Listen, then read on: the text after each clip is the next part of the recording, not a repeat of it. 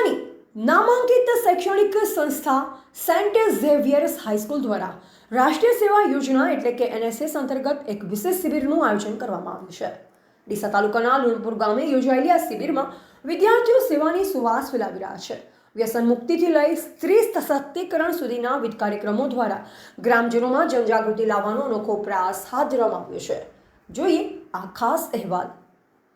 સેવા એ જ પરમો ધર્મના સૂત્રને સાર્થક કરવા સેન્ટ ઝેવિયર્સ હાઈસ્કૂલ ડીસાના NSSના સ્વયંસેવકો અત્યારે લુણપુર ગામના આંગણે પહોંચ્યા છે।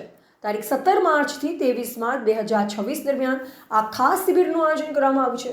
શિબિરના પ્રારંભથી જ વિદ્યાર્થીઓ દ્વારા ગામમાં સફાઈ અભિયાન ચલાવી સ્વચ્છતાનો સંદેશ આપવામાં આવ્યો।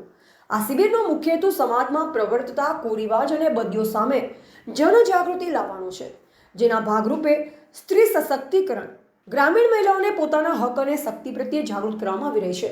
બેટી બચાવો બેટી પઢાઓ, દીકરીઓના શિક્ષણ અને સુરક્ષા માટે રેલીઓ અને બેઠકનું આયોજન કરવામાં આવ્યું છે।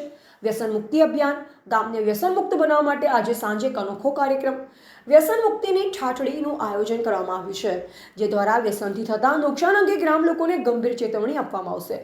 માત્ર ભાષણો જ નહીં પણ લોકકળા દ્વારા પણ જાગૃતિ ફેલાવવામાં આવશે, જે અંતર્ગત આવતીકાલ રાત્રે 8 કલાકે લુણપુર ગામના ચોકમાં ભવાઈનું સુંદર આયોજન કરવામાં આવ્યું છે। ભવાઈના વેશ અને પાત્રો દ્વારા મનોરંજન સાથે સામાજિક સંદેશ ગ્રામજનો સુધી પહોંચાડવામાં આવશે।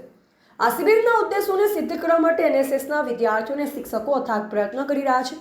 મહત્વની વાત તો એ છે કે લુણપુર ગામના ગ્રામજનોનો પણ આ સેવાકીય પ્રવૃત્તિઓમાં હર્ષભેર જોડાઈ રહ્યા છે અને વિદ્યાર્થીઓને અભૂતપૂર્વ સાથ સહકાર આપી રહ્યા છે।